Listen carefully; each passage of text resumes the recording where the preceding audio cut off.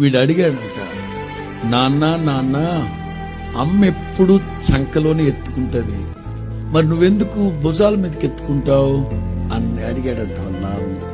తండ్రి అన్నాడట, అమ్మ మనసు ఎట్లుంటుందో తెలుసా, నా కొడుకు ఎప్పుడు నా కంటి ముందే ఉండాలి అన్నట్లుగా చంకలో ఎత్తుకుంటది.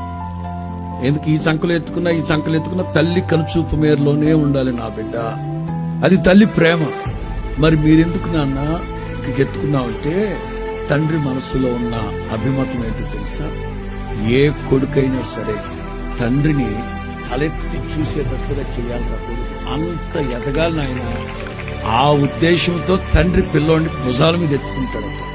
ఏ తండ్రి కూడా నా కొడుకు నా కాళ్ళ కింద ఉండాలి అనుకోడట. నా కొడుకు నా తలెత్తుకుని బ్రతికేటట్లుగా చేయాలి నా కొడుకని, అందుకని ఇట్లా ఎత్తుకొని చూస్తా ఉంటాడు.